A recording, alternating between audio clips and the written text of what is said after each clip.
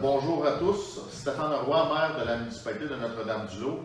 Alors, on vous souhaite la bienvenue à l'Assemblée régulière du 4 août 2020 à la municipalité de Notre-Dame-du-Lot, encore sous restriction au niveau de la COVID-19, sans la présence du public. On va faire un tour de table pour annoncer les présences. Étienne Saint-Louis, conseiller au siège numéro 1. Gilles Joyeux, conseiller au siège numéro 2. François Manière, conseiller au siège numéro 5. Julie Sylvestre, conseillère au siège numéro 6. Christine Gontier-Gignac, directrice générale. Gisèle Lauzon, directrice générale adjointe. Et Stéphane Roy, maire de la municipalité. Alors, on forme quorum ce soir pour l'Assemblée. Alors, vous avez l'ordre du jour devant vous. Est-ce qu'il y a des points que vous voudriez ajouter? C'est bon? Non. Nous avons une proposition pour adopter l'ordre du jour. Je propose, François Manière, je propose l'adoption. Gilles Joyeux, je vais l'appuyer. Point numéro 3, adoption du procès-verbal de la dernière Assemblée. Est-ce que vous en avez pris connaissance? Est-ce que ça correspondait au point que nous avions discuté? Oui. Enfin, une proposition. Étienne Saint-Louis, je vais le proposer. Julie Sylvestre, je vais appuyer. Point numéro 4, adoption des comptes. Vous avez la liste des comptes devant vous. Est-ce que vous aviez des questions sur la liste des comptes? On va prendre une proposition pour adopter les comptes. Gilles Joyeux, je vais le proposer. François Manière, je vais le seconder. Point numéro 5, information correspondance. Seulement pour vous aviser qu'à compter du mois prochain, l'Assemblée municipale va pouvoir se tenir devant le public tout en respectant les normes de santé publique liées au COVID-19, c'est-à-dire le port du masque obligatoire à l'entrée. Une fois que les citoyens seront assis, ils vont pouvoir retirer le masque, lavage de mains obligatoire à l'arrivée. Et l'Assemblée va avoir lieu à la salle des Chevaliers de Colomb pour respecter la distanciation et également pour favoriser le déplacement des gens à mobilité restreinte. Donc, à partir du mois prochain, assemblée devant un public. Et on avait une correspondance, Mme Gontier-Gignac. Est-ce que vous avez la correspondance? C'était une question du public, mais autrement, la Okay. correspondance, c'était un avis de la MRC pour consultation publique sur son règlement modifiant le schéma d'aménagement. C'est bon, question du public, on le verra à la fin. Donc, ça complète pour information correspondance. Point numéro 6, dépôt de documents. 6.1, délégation de pouvoir autorisée par la directrice générale, Mme Gontier-Gignac, pour un montant de 526,32. Oui, c'est ça. En prenant une proposition. Gilles Joyeux, je vais le proposer. Étienne Saint-Louis, je vais appuyer. Le maire a des problèmes de lunettes, là, on va faire la mention, peut-être de grossir les chiffres. 6.2, liste des dépenses préautorisées. Donc, on n'a pas rien. Est-ce que vous aviez la liste, Mme Gontier-Gignac? Oui.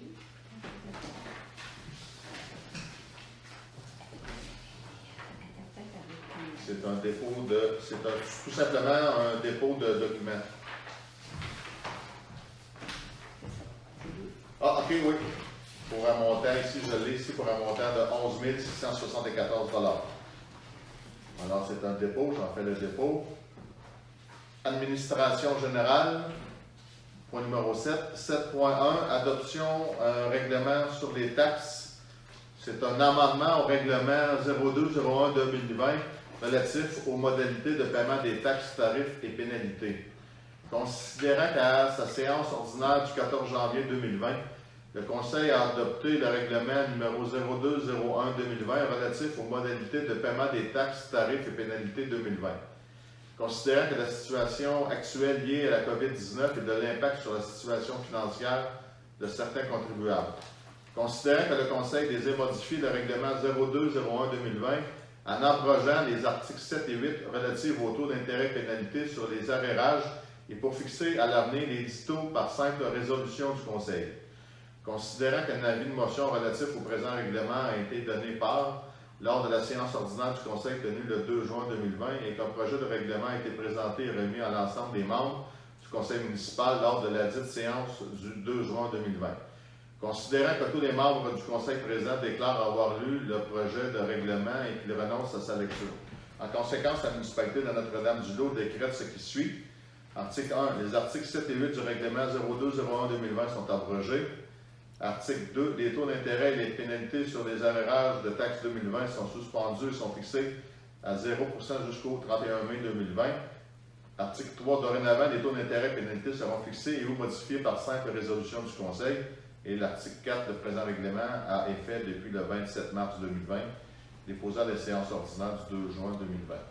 Alors, tout simplement, ce que ça vient dire, c'est qu'au lieu d'abroger les règlements, on va y aller par simple résolution quand il y aura modification des taux d'intérêt et pénalités. Alors, ça prendrait une proposition. Julie Sylvestre, je vais proposer. Étienne Saint-Louis, je vais appuyer. Point numéro 7.2, demande d'assurer additionnel l'âge d'or des 4 races, là, selon notre politique familiale et la reconnaissance des organismes.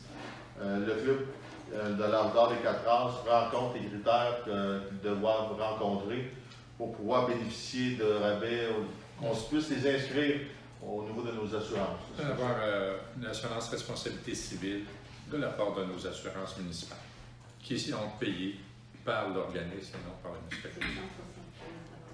175, au taux de 175 $ par année. Alors, l'organisme bénéficie d'un rabais s'il passe par les assurances de la municipalité. Exactement. Vu que c'est un organisme, un OSBL, mais l'organisme paye quand même là, sa part pour être assuré. Donc, une proposition. François Manière, je propose. Gilles Choyeux, je vais l'appuyer. Point numéro 8, bibliothèque, aucun point à l'ordre du jour. Point numéro 9, urbanisme et environnement. On a une demande de dérogation qui a été présentée au comité consultatif d'urbanisme et qui a eu publié également l'avis de dérogation dans les journaux. Le comité consultatif s'est réuni et voici le compte rendu du comité. Dérogation mineure numéro 2020-0438, matricule 7106-34-73-92. Attendu que ce bâtiment a été construit en 1950, attendu que ce bâtiment servait de chalet à une pourvoirie, attendu que ce bâtiment bénéficiait de droits acquis, attendu que ce bâtiment est de petite superficie, attendu qu'il n'y a pas d'autre endroit sur le terrain pour faire l'agrandissement, attendu que ce terrain est riverain, attendu que ce terrain est affecté par une bande riveraine, attendu que ce terrain est le dernier au bout du chemin, attendu que cette demande ne porte pas atteinte à la jouissance des voisins. En conséquence, le comité consultatif d'urbanisme recommande que cette demande soit acceptée. Alors, avant que le conseil ne prenne une décision, les gens pouvaient nous faire parvenir par courriel des commentaires. On n'a reçu aucun commentaire par rapport à cette demande de dérogation-là. Et est-ce que le conseil est d'accord à donner la dérogation telle que présentée? Il y avait un complément d'information qui avait été demandé, M. le maire. Il y a une galerie projetée qui semblait avoir un empiètement sur la bande riveraine. Est-ce qu'on a eu une réponse à notre interrogation? Oui, la demande de permis ne comprend pas cette partie-là parce que le demandeur a été avisé que c'était impossible de construire sa galerie à cet endroit-là. Donc, la demande de dérogation mineure ne touche pas la galerie. Parfait. C'est parce qu'on voulait, sans faire de dérogation, s'assurer que tout était en règle. À ce moment-là, moi, je n'ai pas de problème avec la dérogation. Tout le monde était en faveur de la demande de dérogation? Oui. On prendra une proposition. Julie Sylvestre va proposer. Gilles Choyeux, je vais l'appuyer. Point numéro 10, voirie municipale, 10.1, entretien des ponts, surface de roulement pour l'achat de matériel là, pour 6 217 $. Vous savez, l'inspection des ponts relève du ministère des Transports du Québec. mais l'entretien de la surface de roulement ou du tablier qu'on appelle, les réparations sont à la charge de la municipalité suite aux recommandations du MTQ. Donc, on doit procéder à la réparation de certains ponts pour un montant de 6 217 $. Ça prendrait, avant taxe, une résolution pour autoriser ces travaux. Étienne Saint-Louis, je vais le proposer. Julie Sylvestre, je vais appuyer. Point numéro 10.2, octroi de contrat pour le concassé. Alors, la municipalité a été en appel de soumission pour l'octroi de contrat pour du concassé. On a reçu 2 soumissions. Première soumission de la compagnie 91 75 89 53 Québec Inc. pour un montant, le prix à la tonne de 8,48 la tonne. Et une deuxième soumission d'excavation NDL Transport pour un prix de 8,49 la tonne. Donc, seulement 1 sou de différence entre les deux soumissionnaires.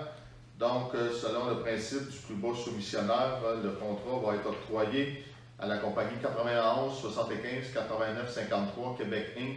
pour la fourniture de 5 000 tonnes de concassé. François Monnière, je propose. J'ai choisi, je vais l'appuyer. Numéro 10.3, embauche d'opérateurs réguliers suite à la retraite de M. Vincent. Alors, la municipalité a été en affichage à l'interne pour le poste d'opérateur régulier. Et conformément aux dispositions de l'article 3 de la Convention collective, on a eu un postulant qui est M. Pierre Roussel et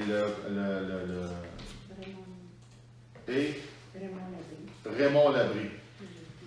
L'ancienneté, c'était Et selon nos... est-ce que c'était validé avec l'avocat? Oui. Okay. Alors, on a eu deux postulants à l'interne, M. Pierre Roussel et M. Raymond Labrie. Et suite à des vérifications de la liste d'ancienneté de la municipalité, le poste revient à M. Pierre Roussel. Étienne Saint-Louis, je vais le proposer. Julie Sylvestre, je vais appuyer. 10.4, ouverture de poste journalier saisonnier régulier. Alors, M. Roussel étant un journalier saisonnier régulier qui devient un opérateur régulier, on rouvre un poste de saisonnier régulier. Alors, on prendrait une résolution pour ouvrir le dit poste. François Monnière, je ferai la proposition. J'ai choisi, je vais l'appuyer. Point numéro 11, incendie, aucun point. Numéro 12, loisirs et agriculture, aucun point. On serait rendu à la question du public. Et on a eu une question via courriel. Alors, je vous en fais la lecture. Loisirs et culture, là. C'est ça. Alors, Je vais mettre cette résolution-là parce que, tu sais, là, Christine, pour le paysage gourmand. Lors de la dernière assemblée municipale, il y a une résolution qui avait été prise pour compléter une demande de subvention pour le parc intergénérationnel. Dans la demande dans la résolution plutôt, on a créé un contrat pour le plan, la réalisation du plan d'aménagement, mais aussi pour l'aménagement comme tel. La dame qui s'occupe du dossier, comme on n'a pas encore le plan, elle constate qu'en fait, on ne peut pas tout de suite octroyer le contrat pour le dossier. Donc, elle nous demande de scinder la résolution. Donc, d'avoir une nouvelle résolution qui demande seulement, qui autorise seulement le contrat de plan d'aménagement qui est autour de 5 000 $. 2500? 2500. Ce qui est dans le rouge, c'est la modification de rapport. Ouais. Donc, avant de passer à la question du public, on avait un ajout à l'ordre du jour au niveau de loisirs et culture.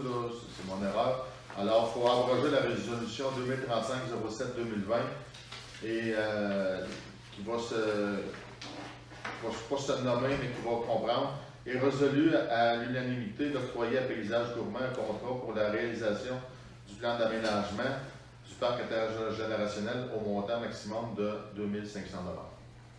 C'est une modification au niveau de la résolution. Je vais proposer. François Monnière. Julie Sylvestre, je vais appuyer. Et on revient à la question du public. Une question qui nous vient d'un résident sur le chemin des Cerisiers à Notre-Dame-du-Lot. Bonjour à tous. Ma question concerne le secteur de l'urbanisme de la municipalité de Notre-Dame-du-Lot. Ayant fait des recherches sur le site web de la municipalité, j'ai pu constater qu'il n'y a pas de règlement relativement aux chats errants. Il existe des règlements sur les chiens, les nuisances sonores, mais pas des chats. Or, les chats errants, ces petites bêtes à l'apparence inoffensive, font malgré tout des ravages pour l'environnement et la faune et se reproduisent de façon exponentielle. Dans notre secteur, j'ai essayé de les dénombrer, je crois qu'il y en a entre 30 et 40, et il y a eu beaucoup de naissances dernièrement. Le problème, c'est l'odeur d'urine et ammoniac du marquage des mâles.